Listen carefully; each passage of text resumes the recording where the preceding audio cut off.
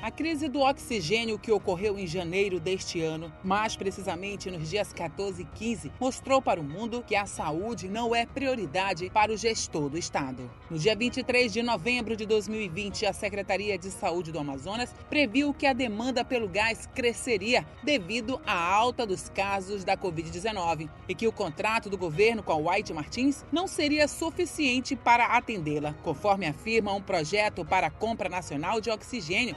Apesar do ofício dos técnicos da pasta, o governo não buscou um novo contrato ou questionou a White Martins sobre a sua capacidade de produção.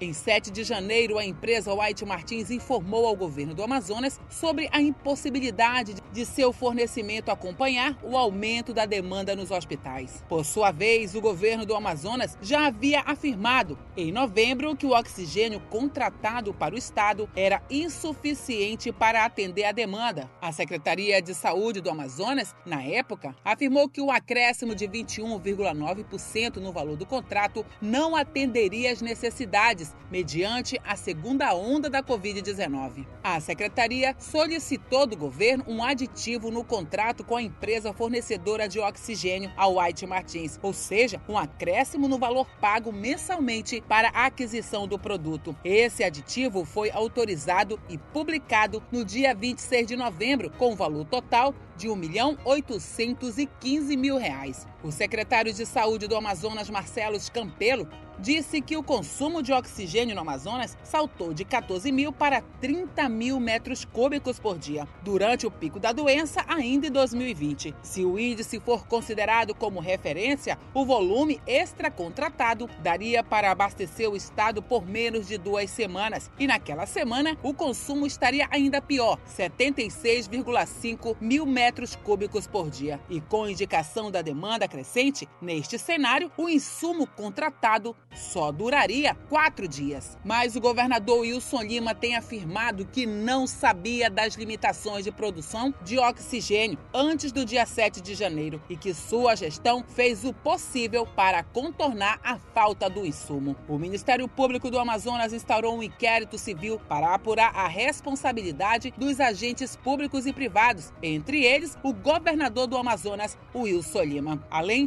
do secretário de Saúde, Marcelo Campelo, e a empresa White Martins Gases Industriais Limitada, relacionado ao déficit de fornecimento e oxigênio para atender a rede estadual de saúde, que resultou na ausência deficitária de atendimento hospitalar num grande número de vítimas fatais. A portaria de instauração do inquérito civil foi publicada no Diário Oficial do Ministério Público na última segunda-feira pelo promotor da 70ª Promotoria de Justiça Especializada na Defesa e Proteção do Patrimônio Público, Edgar Maia de Albuquerque Rocha. O documento considera a notícia de fato, cujo objeto consiste em apurar denúncia versando sobre suposta impossibilidade de empresas fornecerem oxigênio ao estado do Amazonas, em razão da alta demanda dos hospitais que atendem pacientes com Covid-19, e também o teor do despacho de número 102/2021, que determina a instauração de inquérito civil por meio de portaria, nos termos do artigo 31 da Resolução de número 006/2015.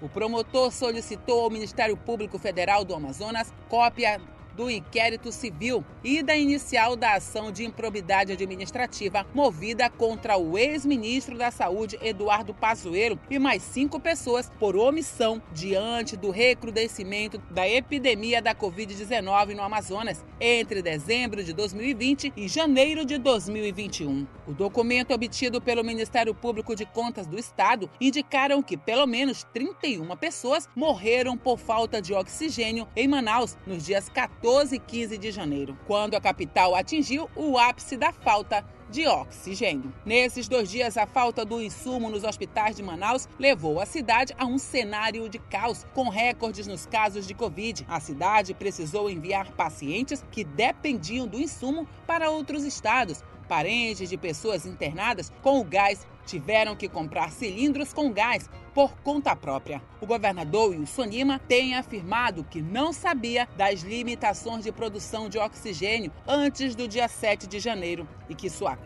gestão fez o possível para contornar a falta do insumo.